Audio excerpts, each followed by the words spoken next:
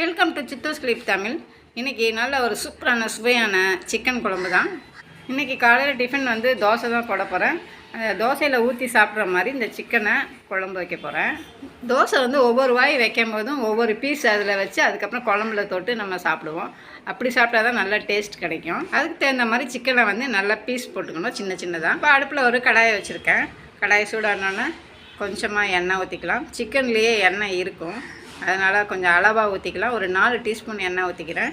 அதில் கிராம்பு, ஒரு ஏலக்காய், ஒரு சின்ன துண்டு பட்டை, ஒரு பிரியாணி இலை, கொஞ்சமாக சோம்பு போட்டுட்டு நல்லா எண்ணெயில் அதை வறுத்து. இந்த மசாலா பொருளில் வந்து சோம்பும் கிராம்பும் வந்து வெடிக்கும். அதில் சோம்பு வந்து நம்ம அந்த கடாய்க்குள்ளேயே வெடிக்கும், ஆனால் கிராம்பு வந்து வெடித்து பட்டுன்னு வெளியே வரும். அந்த வர்ற டைமில் நம்ம வெங்காயத்தை போட்டுடணும். வெங்காயம் வந்து பெரிய வெங்காயம் தான் போட்டிருக்கேன். அது ஒரு 1.5 பெரிய வெங்காயம் போட்டிருக்கேன். கொஞ்சமாக கருவேப்பிலும் சேர்த்து நல்லா எண்ணெயில் வதக்கிக்கலாம். சிக்கன் குழம்பை பொறுத்த வரைக்கும் வெங்காயம் வந்து நல்லா வதங்கணும். அதுக்காக கொஞ்சம் உப்பும் சேர்த்து வதக்குறேன். 2 பச்சை மிளகா போடுறேன் ஃப்ளேவருக்காக. எப்பவும் சிக்கன் குழம்புல 2 பச்சை மிளகா சும்மா லைட்டாக கீறி விட்டு போட்டிங்கன்னா அந்த ஒரு வாசனையும் சேர்ந்துச்சுன்னா நல்லா இருக்கும். 1 டீஸ்பூன் இஞ்சி பூண்டு விழுது. இந்த இஞ்சி பூண்டு வந்து முழுசாக நல்லா வதங்கிடணும் எண்ணெயில். பச்சை வாசனை துள்ளிக்குள்ளே இருக்கக்கூடாது, ரொம்ப முக்கியம் அது வதங்கிறது. இன்னொன்று என்னென்னா, இஞ்சி பூண்டுலேருந்து தண்ணி நிறையா வெளியே வரும். அது வந்து நம்ம எண்ணெயிலேயே அந்த தண்ணி அப்படியே சுண்டி அது வதங்கணும். அப்போ தான் அந்த ஒரு டேஸ்ட்டும் அந்த ருசியும் கிடைக்கும். இப்போ மசாலா போட்டுக்கலாம். மஞ்சத்தூள் 1 சிட்டியை. இப்போ நல்லா நீட் பண்ணி வச்சுட்டுக்கிறேன். 1/2 கிலோ சிக்கனை இதில் சேர்க்குறேன். இந்த சிக்கன் மஞ்சள்லாம் போட்டு நல்லா கழுவி நீட் பண்ணி வச்சுருக்கேன். இந்த வெங்காயம், இஞ்சி பூண்டு, இந்த நம்ம மசாலா பொருள் முதல்ல போட்டோம்ல, சோம்பு, கிராம்பு, இதெல்லாம் இதோடு இந்த சிக்கனை அப்படியே பச்சையாக போட்டு நல்லா ஒரு தடவை வதக்கி எடுத்துடணும்.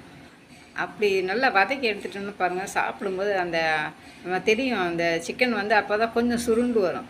கொஞ்சமாக கொத்தமல்லி தழை மேலே போடுறேன். சிக்கன் மேலே இருக்கிற தண்ணியெல்லாம் சுண்டுனதுக்கப்புறம் பாருங்கள், இந்த மாதிரி ஆனதுக்கப்புறம் தக்காளி சேர்த்துக்கலாம். தக்காளி வந்து 2 குட்டி தக்காளி. இதை பெருசாக இருந்தால் ஒரே தக்காளியாக போட்டுக்கோங்க. இது இப்போ இந்த டைமில் தான் வந்து சிக்கன் மேலே அப்படியே நம்ம எண்ணெயில் வதக்காமல் அப்படியே பச்சையாகவே மேலே அரிஞ்சு போட்டுடணும். போட்டுட்டு நல்லா இந்த மாதிரி கலந்து விட்டு அப்படியே ஒரு 2 நிமிஷம் மூடி போட்டு வேக வச்சுருங்க. வச்சதுக்கப்புறம் பார்த்திங்கன்னா இந்த தக்காளி நல்லா சாஃப்டாயிரும். சிக்கன் வந்து நல்லா தண்ணி விட்டுருக்கோம் பாருங்கள். இந்த மாதிரி பார்த்தாவே தெரியும். நல்லா தண்ணி விட்டு தக்காளியெல்லாம் பாருங்கள் ரொம்ப சாஃப்டாகிடுச்சு. இந்த டைமில் மசாலாலாம் சேர்த்துக்கலாம். நான் கொஞ்சம் எல்லா மசாலாவும் கலந்து சேர்ப்பேன். இது சிக்கன் மசாலா ஒரு 1.5 டீஸ்பூன் சேர்த்துக்கிறேன். அதுக்கப்புறம் குழம்பு மிளகாய் தூளில் வந்து 1 டீஸ்பூன் சேர்த்துக்கிறேன். அதுக்கப்புறம் கரம் மசாலா ஒரு 1/2 டீஸ்பூன் சேர்த்துக்கிறேன். 1/2 டீஸ்பூனுக்கு கம்மியாக தான் சேர்த்துக்கிறேன். 1/2 கிலோ சிக்கன் தானே, அதனால் கொஞ்சமாக சேர்த்தா போதும். இந்த மசாலாக்களெல்லாம் நல்லா இந்த சிக்கனோடு சேர்த்து நல்லா இந்த மாதிரி கலந்து விட்டுடலாம். சிக்கன் கொஞ்சம் தண்ணி விட்டு வெந்திருக்கிறதுனால மசாலாக்களை வந்து நம்ம தண்ணி இப்போ ஊற்ற வேண்டாம். ஒரு தடவை நல்லா இந்த பச்சை வாசனை போகிற அளவுக்கு நல்லா இந்த மாதிரி வதக்கி எடுத்துகிட்டு அதுக்கப்புறமா தண்ணியை சேர்த்துக்கலாம். ஒரு 2 நிமிஷமாவது சிக்கனை இந்த மாதிரி நல்லா வதக்கணும்.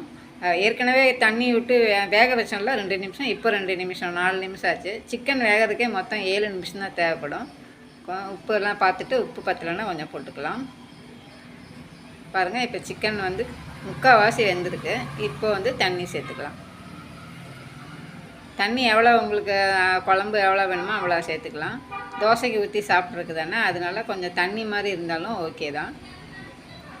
3 பேருக்கு அளவாக எனக்கு இருந்தால் போதும். அதனால் தண்ணி நான் கொஞ்சம் கம்மியாகவே சேர்த்துக்கிட்டேன்.